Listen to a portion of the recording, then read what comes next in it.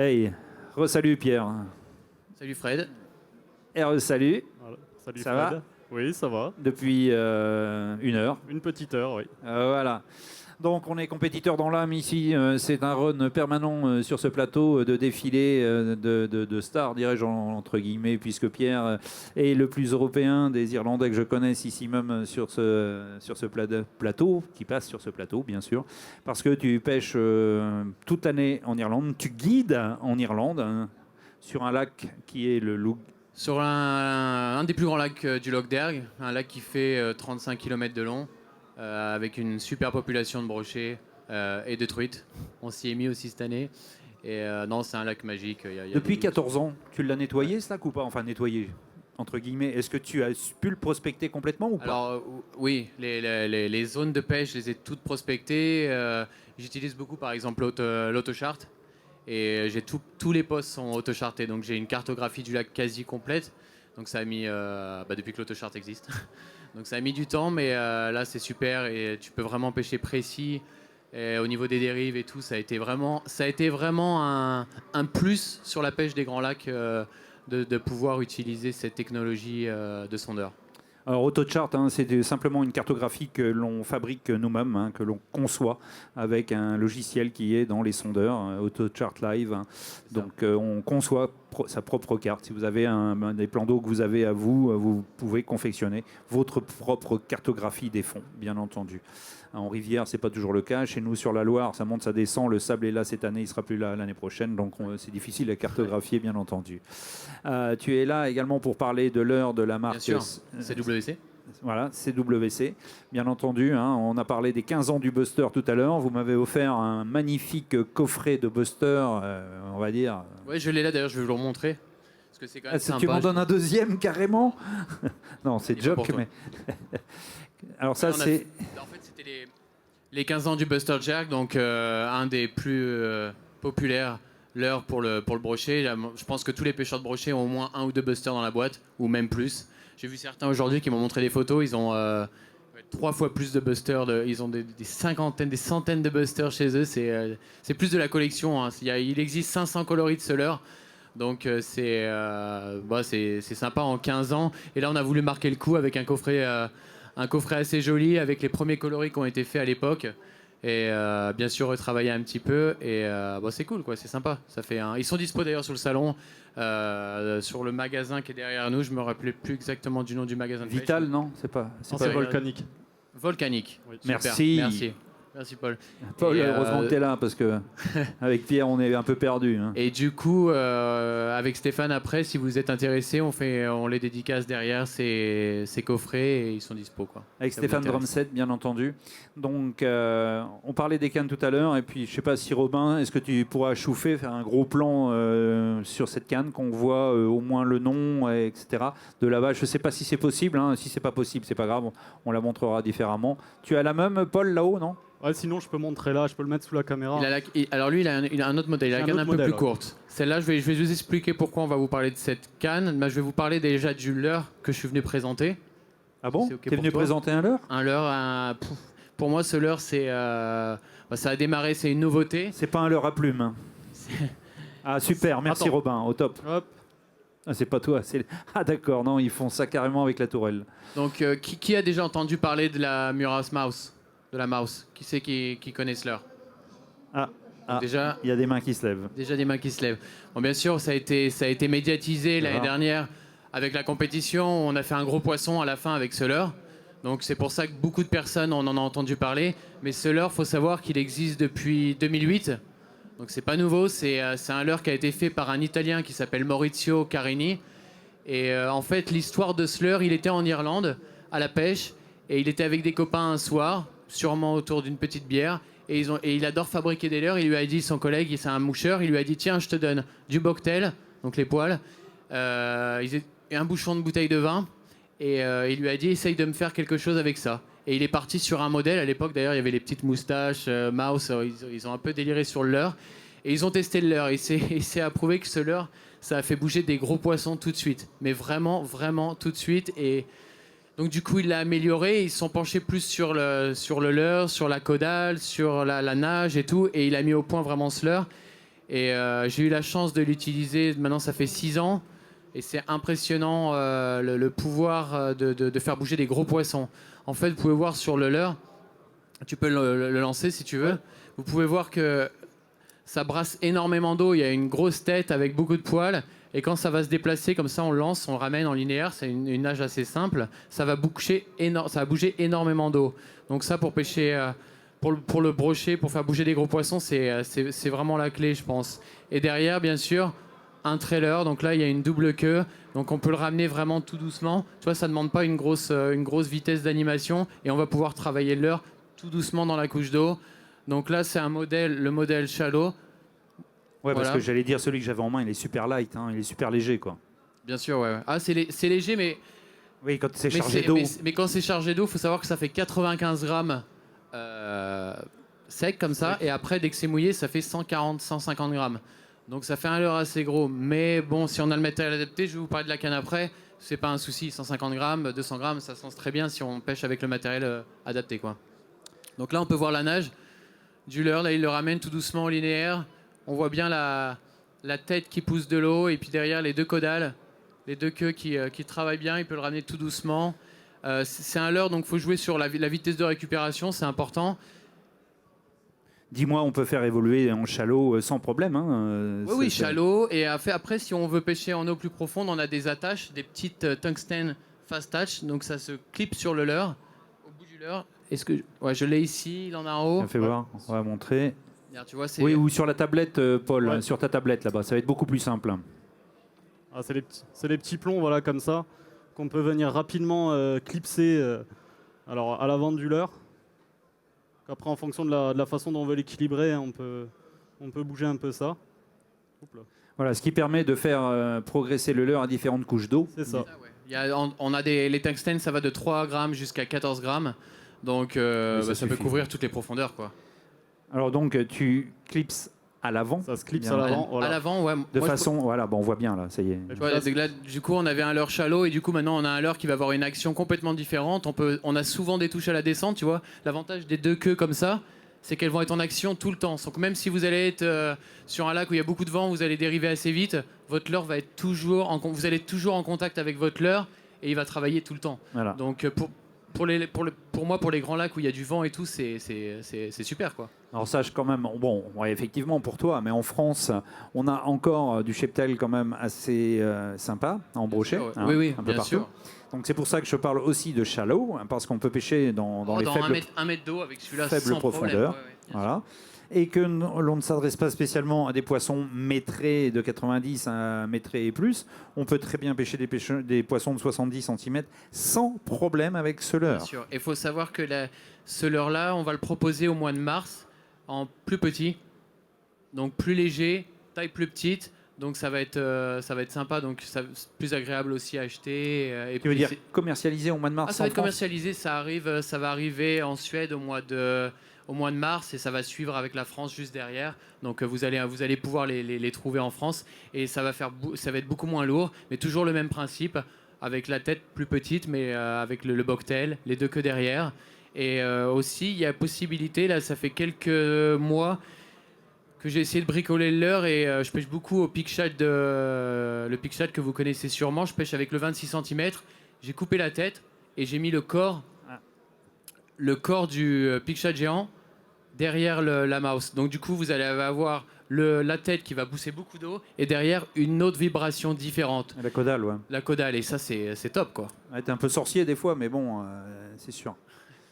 Et vous allez le voir travailler. Là, il ramène tout doucement, linéaire, et vous allez voir la caudale du 26 cm. Et là, tout doucement, ça brasse de l'eau. On peut récupérer tout doucement. Même principe. Si on veut pêcher plus profond, on rajoute la fast touch. Et là, on peut couvrir toutes les profondeurs. Donc, c'est un leurre assez polyvalent. Vous pouvez rajouter n'importe quel trailer. Moi, je pêche au pic shad, bien sûr, énormément. Mais si vous avez d'autres leurres souples, d'autres gros leurres souples que vous aimez bien, bah, vous jouez avec derrière, vous essayez de les mettre et voir comment ça se comporte et voir si les résultats sont là, quoi. Alors effectivement, c'est plus qu'éloquent, hein. La double caudale que l'on a vue, c'est vraiment marquant parce qu'on voit, on voit que ça correspond réellement à l'attente du brochet. Hein. C'est ce Bien sûr, ouais. On le sait. Et le fait d'être très soft, enfin la nage lente comme Oui. ça et flottante. Ouais. C'est redoutable. Ah, c'est redoutable, ouais. C'est redoutable. Vraiment. Le shad, on va chercher des poissons qui sont peut-être un peu plus actifs, qui vont remuer un peu, qu'avec l'autre, des poissons qui sont non actifs, en pélagique, qu'on pourrait aller les chercher avec la double caudale. Bien sûr, ouais, les deux sont. Ça dépend vraiment des conditions et comment réagissent les poissons, mais chaque endroit est différent. Mais c'est bien d'avoir la possibilité, avec le même leurre, de pouvoir avoir deux types de vibrations et de présentation, quoi. On a pu tester les deux sur les lacs de la forêt d'Orient. On a la chance d'avoir un beau cheptel de poissons et un lac qui évolue bien tout au long de l'année parce qu'il baisse pour empêcher les crues sur Paris. Donc on a essayé en début de saison. Donc on a toujours le premier réflexe, c'est à pêcher en chalot jusqu'à 7 mètres d'eau, sans souci. Et on fait monter des gros poissons assez facilement. Et là, sur l'automne, on était plus sur des pêches dans 10 mètres d'eau, sur des boules de poissons fourrage. Et là, dès qu'on plombait un peu, qu'on descendait, qu'on passait dedans, ça fait des grosses trouées dans les boules de poissons blancs. Et puis les brochets, dès qu'il y a ce genre d'opportunité, ils se gênent pas. On a eu vraiment, ça a permis d'avoir un nouveau leurre, quelque chose de nouveau. Tu te démarques. Voilà, parce que des shads, ils en voient beaucoup. On a une pression de pêche qui est quand même marquée sur ces lacs. Donc avoir quelque chose de nouveau, une nouvelle vibration, une nouvelle façon de pêcher, une nouvelle vitesse de pêche, c'était vraiment quelque chose qui nous a permis de... Voilà, on a eu des résultats. Et surtout, ils en ont jamais vu, quoi. Il y a beaucoup d'endroits où ils n'ont jamais vu ce type de leurre-là. Donc c'est assez unique et je pense que, bien sûr, c'est des poissons, ils vont s'éduquer. Mais bon, on a le temps pour ça, je pense. Oui, tout à fait. Oui, avant l'éducation, ouais. Environ combien de poissons sont pris à bord de ton bateau chaque année en guidage ? En guidage, cette année, le début de saison a été plus en dents de scie, mais on a fait quand même 134 mètres dans le bateau cette saison. Ouais. Donc ça a été une bonne saison, vraiment. Et 80% de la pêche cette année. Et depuis un bon moment, bien sûr, j'en parlais moins avant parce qu'on ne les commercialisait pas, donc je pouvais pas en faire plus la promotion que ça. Mais bon, les gens qui viennent en guidage avec moi savent bien qu'ils vont pêcher avec ça.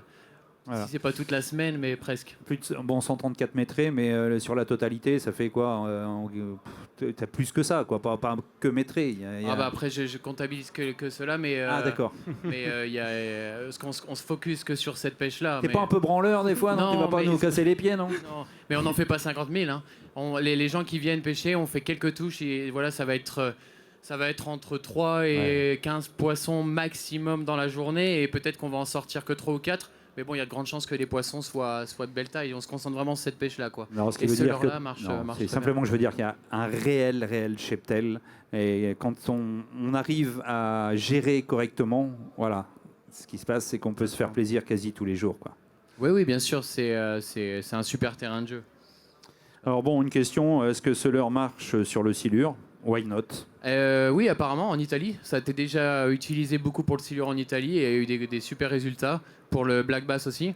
Donc je pense que le petit modèle aussi sur le bass, normalement je vais à Extremadura au mois de février et je pense que je vais essayer sur le bass. À mon avis, vacances, Extremadura, c'était vacances? C'est mes vacances, ouais. C'est ça. Avec du soleil, tu peux pêcher en short et tu vois, c'est... ça change de l'Irlande. Ça change de l'Irlande où tu te prends des seaux d'eau Quand tu bosses, tu vas à la pêche. Quand tu es en vacances, tu vas à la pêche. Ah bah oui. D'accord, c'est bien ce que je disais. Encore un avec qui il est conçu d'écailles, ce garçon. Il a que des écailles sur le corps. Cette canne, tu voulais en parler, donc? Je voulais en parler parce que tout à l'heure, je t'ai présenté la canne qu'on utilise pour le jerk ou pour des leurres plus légers. Et là, quand on a fait ce leurre-là, on s'est retrouvé avec un problème, c'est qu'il fallait une canne. Il fallait retrouver une canne qui pouvait envoyer ces leurres-là et qui soit agréable et tout ça. Et donc du coup, Stéphane m'a fait confiance et m'a demandé de mettre au point une canne, de dessiner la canne. Je connais rien à la fabrication de cannes, mais je sais juste ce que j'ai besoin au niveau de l'action, au niveau du confort et tout ça. Après, on bosse avec des professionnels, eux, qui maîtrisent le carbone, qui maîtrisent le montage de cannes et tout ça. Donc nous, on leur a dit, il nous faut une canne avec telle petite action, telle longueur. On teste. On essaye, on modifie et après on arrive à avoir un produit final. Et celui-là, j'en suis vraiment très content puisqu'elle est vraiment super. Donc ça, c'est une canne qui fait 8 pieds 6. Ça fait 2,60 m. C'est ça. Et 200 grammes. Donc on peut lancer bien plus de 200 grammes aussi. Mais bon, déjà, quand on arrive à des leurres avec de 200 grammes, 250 grammes, je crois qu'on est au bout de ce qu'on peut lancer. Il faut que ça soit agréable si on veut pêcher toute la journée, quoi. Donc là, ouais, je disais, cette canne, elle est super bien montée. Il y a des anneaux en titanium, donc très très léger. Ça pèse vraiment rien. Deux brins également. Si tu me la mets sur la tête, je te dirais rien, mais bon. Deux brins également. Deux brins également, ouais. On a voulu faire des deux brins parce que on a vu que la demande des gens était quand même, les gens voyagent ou pour mettre dans la voiture, ça fait quand même 2,60. En monobrin, c'est pas pratique à transporter. Et maintenant, les cannes qu'on propose actuellement sur le marché sont très bien faites. Au niveau de l'action, il n'y a pas une grosse différence avec des monobrins et des deux brins, quoi. Surtout sur la pêche du brochet, ça va pas avoir une incidence énorme.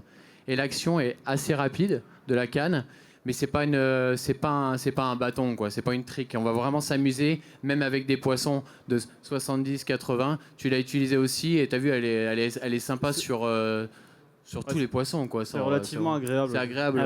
D'avoir des cannes où tu peux balancer des gros leurres, parce que maintenant, c'est vrai qu'il y a une tendance quand même à lancer des parpaings.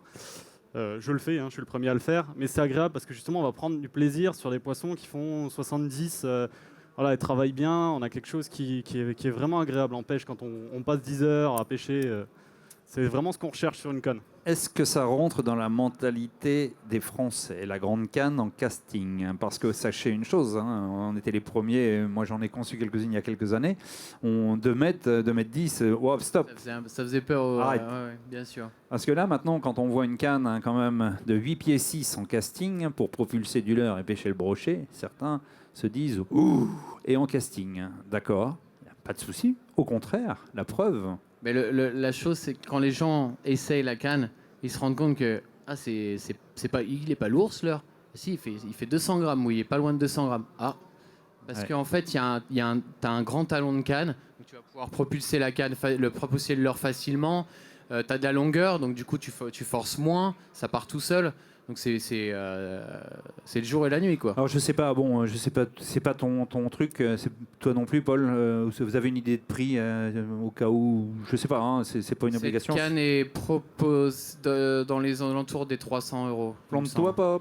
300. Non, c'est dans les 300 €, quelque chose comme ça. Voilà, autour de 300 €. Voilà. On répond à une question parce que c'est. Et elles sont toutes numérotées, donc c'est sympa. Elles ont toutes un numéro, donc ça fait un côté un peu spécial pour la canne. C'est dommage, c'est un peu petit. J'aurais eu une caméra. La tienne est numérotée là-bas? Oui. Eh ben, tu le mets sous la mini-caméra pour montrer ce que c'est. Là, c'est la numéro 106, tu vois, donc elles ont toutes des numéros, donc ça fait c'est sympa, quoi. Et je crois que la 109 obtient une boîte de leurre gratuite. Si vous avez la 109. La 109, ouais. C'est la loterie. Fais voir si on voit le numéro sur la mini-cam. Le numéro, il est là. Ah, c'est vraiment petit. Ouais, c'est la 155. D'accord. Elles sont toutes numérotées, donc voilà. on voulait faire ça pour donner un côté un peu particulier à la canne et voilà. Messieurs, je vous remercie grandement. On peut applaudir Pierre Monjaret et Paul parce que c'est quand même aussi un honneur de recevoir des gars comme lui ici parce qu'il est humble. Moi, je l'ai connu en formation. J'étais son formateur à l'époque, mais du coup. T'es pas si vieux que ça, comment? J'ai pas dit que j'étais vieux. J'ai dit que t'étais jeune. Allez, merci à vous. On vous retrouve sur le stand de Marriott Smith. Et n'oubliez pas, excuse-moi, vendredi prochain, il y a la compétition Fly and Jerk avec Stéphane. Ça va démarrer vendredi prochain, donc ça va être sympa. Il y a Fred, Julien aussi dans la compétition, ça va être cool. On ne sait pas ce qui s'est passé, mais nous on s'est bien marré, donc j'espère que vous allez nous suivre et nous. Oui, ils connaissent pas le résultat. Non, ils connaissent le leur, mais voilà. Pas celui donc, des autres. Ça démarre la semaine prochaine, donc j'espère que vous allez suivre avec nous cette compétition. Eh bien, merci les gars. Et puis on vous retrouve sur le stand de Marriott Smith jusqu'à la fin de ce week-end. Quant à nous, on va se retrouver ici pour un nouveau direct sur un tuto de la pêche du brochet avec Stéphane et des questions toutes un peu plus marrantes les unes que les autres. À tout de suite.